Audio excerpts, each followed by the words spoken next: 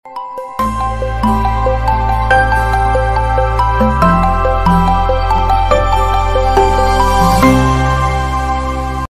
देवियों और सज्जनों, प्रारंभ पर आप सभी का स्वागत है एक बार फिर से। और हमारे साथ आप दाहिनी चौखट में देख रहे होंगे डॉक्टर अमित सिंह को।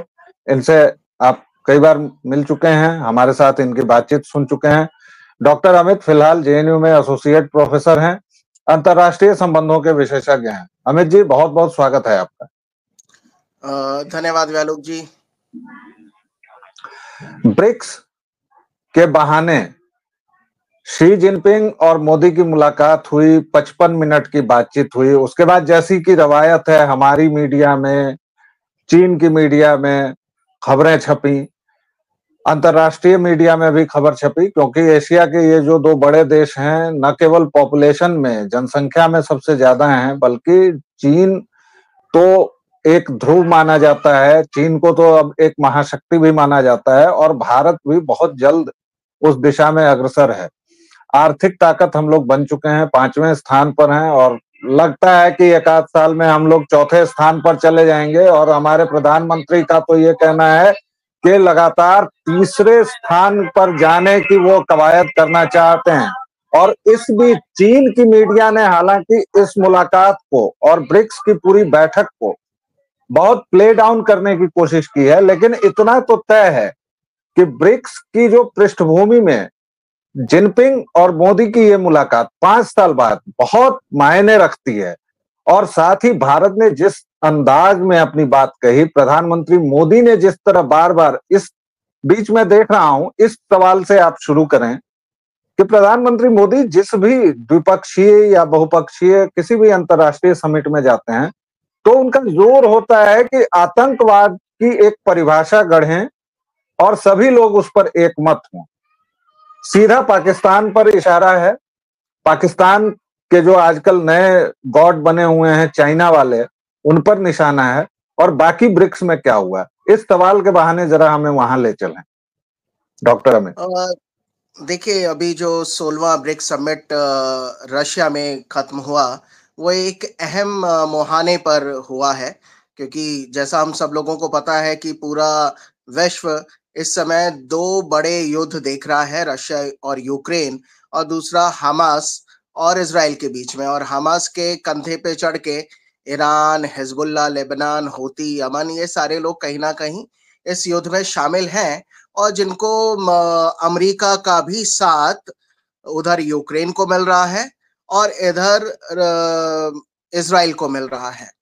और इजराइल जो युद्ध लड़ रहा है, उसकी लगातार ये कोशिश है, और ऐसा पूरे विश्व का मानना भी है कि हमास, हूती, हिजबुल्लाह, ये सारे के सारे आतंकवादी संगठन हैं, और जो कि इजराइल को नेस्तनाबूद कर देना चाहते हैं, और इसके पीछे इतिहास है अच्छा खासा।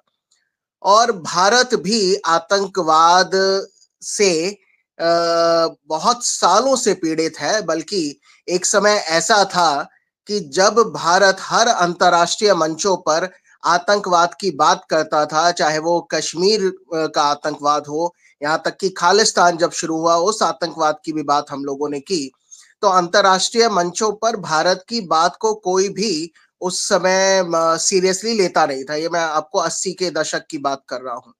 और अमेरिका जैसी पश्चिमी ताकतें भी कई बार ये बोलती थी कि नहीं, ये तो अलगाववादी हैं, भटके हुए नौजवान हैं, और इनको नौकरी पेशा कुछ नहीं मिला, भुखमरी है, इस वजह से हथियार उठा रहे हैं।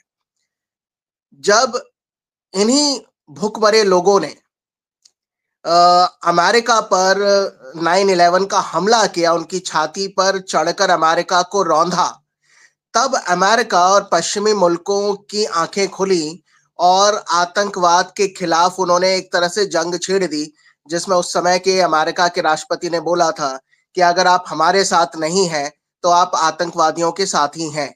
और उसी वजह से अमेरिका ने अफगानिस्तान पर चढ़ाई करी और ओसामा बिन लादेन को नेस्तनाबूद किया। हालांकि वो आतंकवाद को जड़ से मिटा नहीं पाए। तो मेरा मानना यह है कि भारत एक ऐसा मुल्क है जो पिछले 40-50 सालों से आतंकवाद को देख रहा है, भुगत रहा है, और उसके माध्यम से बहुत जानो माल का नुकसान हुआ है, और एक राजनीतिक अस्थिरता भी कहीं ना कहीं फैलाई गई। बाकी जो विश्व के लोग हैं उनकी आंखें थोड़ा देर से खुली, तो भारत यही चाहता है कि कहीं ना कहीं इन सारे मुल्कों की रायशुमारी को इकट्ठा कर कर एक आतंकवाद के खिलाफ नैरेटिव खड़ा किया जाए, और जिसमें चाइना भी साथ दे, क्योंकि चाइना में भी एक शिंगशांग प्रोविंस है और जहां पे अच्छी खासी मुस्लिम पॉपुलेशन है, और जिसके ऊपर चाइना का चाबुक लगातार चलता रहता है और उनको किसी भी प्रकार की रिलीजियस फ्रीडम है ही नहीं। यहाँ तक कि शिंगशांग के मुसलमानों को ये भी कहा जाता है कि आप दाढ़ी रखेंगे या नहीं रखेंगे, या उनकी लंबाई चौड़ाई कितनी होगी, पजामा ऊंचा नहीं पहनेंगे, स्कर्ट कैप नहीं पहनेंगे, रोजा रमजान नहीं करेंगे, यहाँ तक कि लाउड स्पीकर पर भी नहीं चल सकती चीजें, और जो भी ऐसा करता हुआ पकड़ा जाता है कहीं ना कहीं उनको कंसंट्रेशन कैंप में डाल दिया जाता है और वो वहां से कोई भी वापस नहीं आता। और आए दिन वहां पे भी छोटे मोटे और कई बार बड़े हमले शिंगशांग प्रोविंस में भी होते हैं। अभी ब्रिक्स समिट के दौरान चाइना फिर से पाकिस्तान को सपोर्ट करता हुआ नजर आया, लेकिन कहीं ना कहीं भारत ने उसको ये चेताया कि आप भी आतंकवाद के भुक्तभोगी हैं, और जिस प्रकार से पाकिस्तान में अभी, क्योंकि जो चाइना है वो चाइना पाकिस्तान इकोनॉमिक कॉरिडोर पे काम कर रहा है, और उसमें जितने भी लोग हैं सारे के सारे मजदूर चाइना के हैं, पाकिस्तान के मजदूर ना के बराबर ही हैं, और चाइना अपना ही फायदा ज्यादा कर रहा है स्ट्रैटेजिकली भी और इकोनॉमिकली भी। और उन अड्डों पर जहां पे चाइना के मजदूर रहते हैं, अफसर रहते हैं, वहां पे कई बार सुसाइड बॉम्बर अटैक हो चुके हैं, जिससे चाइना भी पीड़ित है। तो भारत यही चाहता है ब्रिक्स के माध्यम से, क्योंकि ब्रिक्स में बहुत सारी बातें हुई, लेकिन चाइना से भी बात हुई और भारत ने खुलकर इस बार ये भी बोला कि वर्तमान जो दौर है वो युद्ध का नहीं, शांति का दौर है, हमें मिलजुल कर चलना चाहिए। और मोदी जी ने अपने भाषण में ये बोला कि ब्रिक्स जो है विश्व की 40% पॉपुलेशन को कवर करता है और 30% इकोनॉमी ब्रिक्स के देशों की आती है, और ये एक अच्छा खासा प्लेटफॉर्म है जो कि कहीं ना कहीं ग्लोबल साउथ के देशों को, यहाँ तक कि जो ईस्ट यूरोप के देशों को भी एक अच्छा खासा रिप्रेजेंटेशन देता है। जो पिछले कई सालों से अंतरराष्ट्रीय राजनीति में हमने देखा कि जो वेस्टर्न कंट्रीज हैं, पाश्चात्य सभ्यताओं का ही बोलबाला ज्यादा रहा, तो उस नैरेटिव को काउंटर करते हुए ब्रिक्स कहीं ना कहीं नजर आ रहा है। और हमारे एस जयशंकर ने भी ब्रिक्स के दौरान आतंकवाद का मसला भी उठाया, और भारत की जो उपलब्धियां हैं उन पर भी उन्होंने बात की, चाहे वो गति शक्ति योजना हो, यूपीआई की बात कही हो, यहाँ तक कि उन्होंने ये बोला भी कि पिछले कुछ सालों से ब्रिक्स जो है वो विश्व के ऑर्डर को चेंज करने की कोशिश कर रहा है और ब्रिक्स एक बैलेंस लाने की कोशिश कर रहा है। और ऐसे में क्योंकि ब्रिक्स में रशिया तो है ही, चाइना भी है, और एशिया की अब क्रेडिबल सबसे बड़ी शक्ति भारत भी इसमें बहुत ही बढ़ चढ़कर हिस्सा ले रहा है। जैसा कि आपने भी व्यालोक जी बोला कि भारत भी चाहता है कि विश्व पटल पर उसका नाम हो और बढ़ चढ़कर आगे बढ़े, या कि चीन तो एक महाशक्ति बन चुका है, लेकिन मेरा ये मानना है कि चीन और भारत में जमीन आसमान का फर्क है। चीन एक तानाशाही देश है, वहां पे प्रजातंत्र का ह्रास है और वहां पे प्रजातंत्र ना के बराबर ही है, और भारत एक प्रजातांत्रिक मुल्क होते हुए भी और कई बार मिली जुली सरकारों के आने के बाद भी और इतनी सारी डाइवर्सिटी होने के बाद भी भारत जिस प्रकार से तरक्की कर रहा है वो लगातार काबिले तारीफ है। और वर्तमान रेजिम में नरेंद्र मोदी भी इस काबिल यानी वो पूरा डिजर्व करते हैं कि उनकी तारीफ की जाए, क्योंकि उन्हीं के टेन्योर में भारत 10वीं अर्थव्यवस्था से 5वीं बना और अब 3वीं बनने के कगार पर हम लोग खड़े हैं। तो एक प्रजातांत्रिक देश को इतना आगे ले जाना, तो मुझे लगता है भारत चीन से बड़ी महाशक्ति है, क्योंकि चीन में लगातार प्रजातंत्र को लेकर आंदोलन चले हैं। ये बात अलग है कि चाइना ने उसको ब्रूटली क्रश भी किया है, लेकिन फिर भी मैं यही कहूंगा कि बकरे की मां कब तक खैर बनाएगी, आज नहीं तो कल चीन में भी प्रजातंत्र आएगा, और अगर आया तो वो जिस प्रकार से तरक्की कर रहा है वो नहीं कर पाएगा। और हाल ही में हमने देखा है कि पिछले 5-10 सालों में चीन की इकोनॉमिक ग्रोथ रुकी हुई है, जिसको लेके चाइना चिंतित भी है। जी व्यालोक जी। दर्शकों, आपने देखा कि हम लोगों की बातचीत में यह आ रहा है कि आतंकवाद को परिभाषित करने की जरूरत है। जी हाँ, आपको आश्चर्य होगा, लेकिन अभी तक दुनिया के देश यही राय नहीं बना पाए हैं कि आतंकवाद क्या है।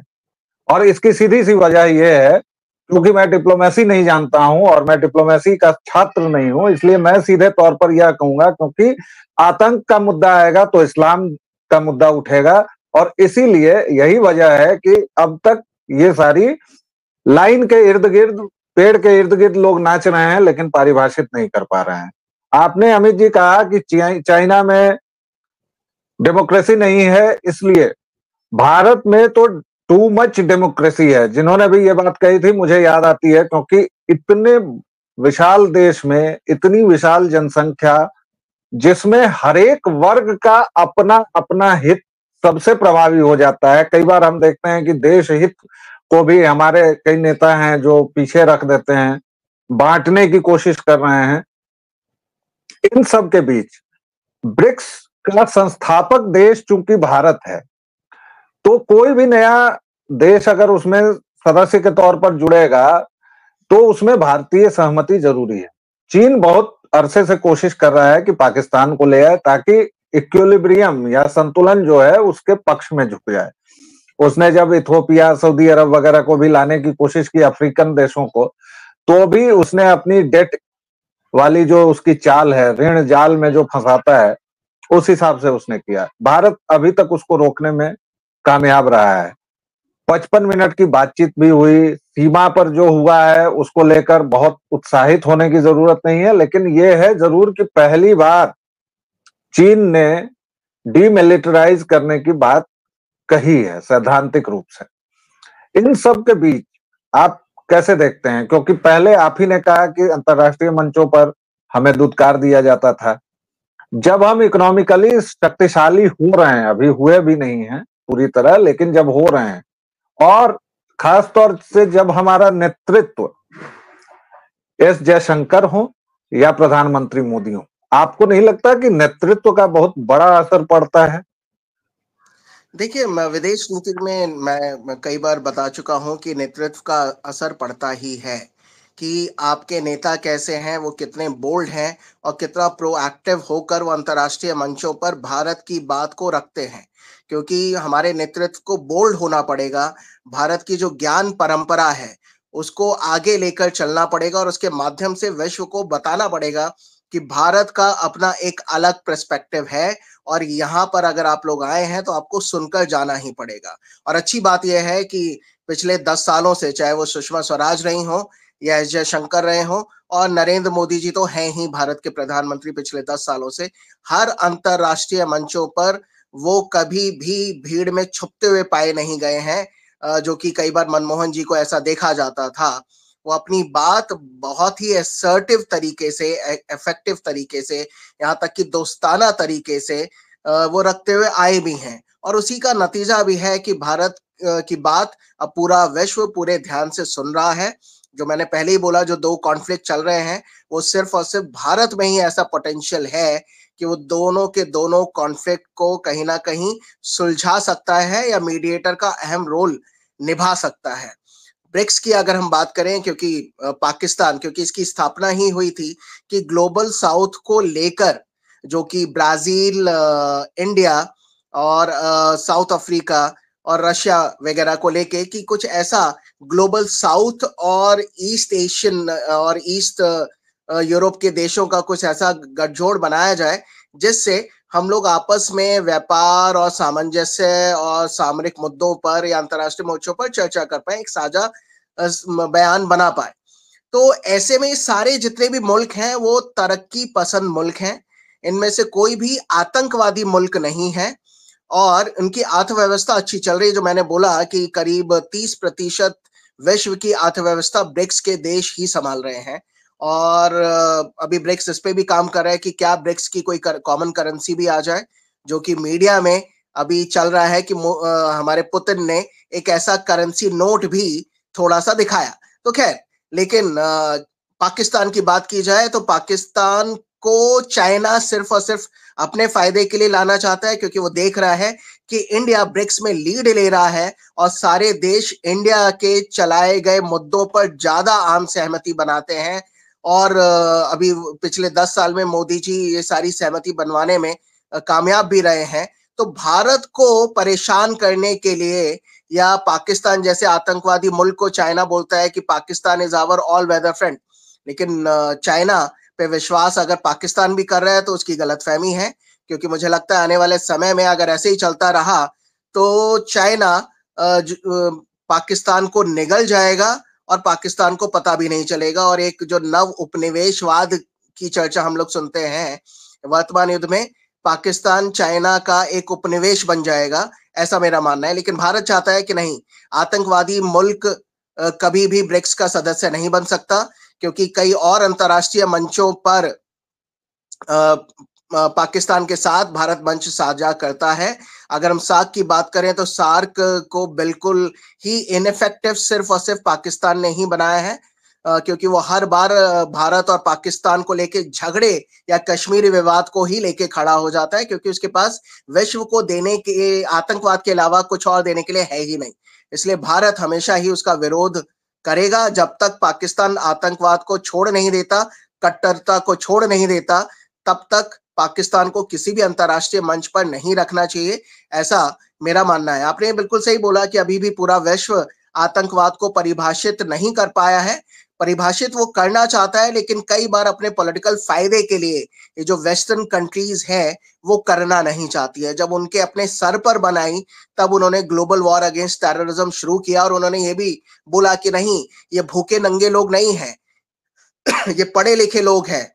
क्योंकि जो हवाई जहाज लेके पेंटागन में और वर्ल्ड ट्रेड टावर में घुस गए वो अच्छे खासे पढ़े लिखे लोग थे। ये एक पॉलिटिकल इस्लाम है, ये इस्लाम की एक पॉलिटिकल आइडियोलॉजी है, उसी को लेके चलते हैं। और शायद इसी वजह से ही विश्व के 90% आतंकवादी संगठन जो है वो इसी इस्लाम की पॉलिटिकल आइडियोलॉजी को फॉलो करते हैं।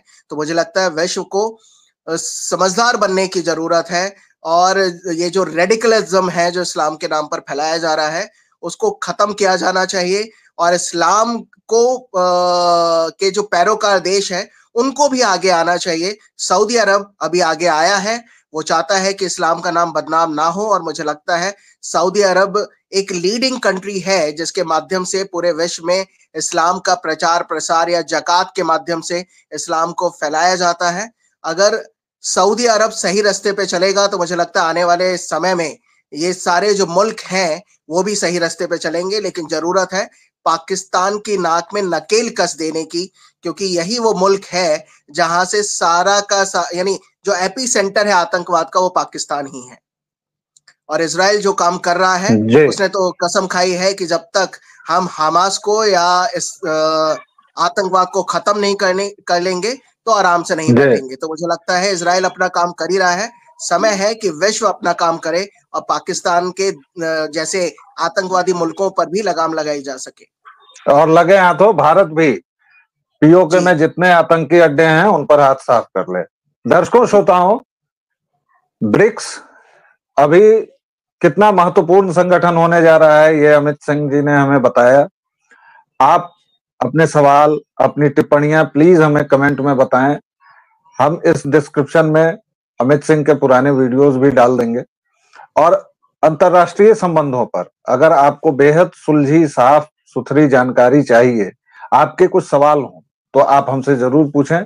अमित जी को हम इस मंच पर लगातार लाते रहेंगे। अमित जी बहुत बहुत धन्यवाद, आपने अपने व्यस्त कार्यक्रम में से हमें समय दिया। दर्शकों श्रोताओं, फिलहाल दीजिए आज्ञा। इस वीडियो में इतना ही, अगले वीडियो में फिर किसी और विषय को लेकर हाजिर होंगे। तब तक के लिए जय सिया राम। धन्यवाद वैलोक जी, नमस्कार।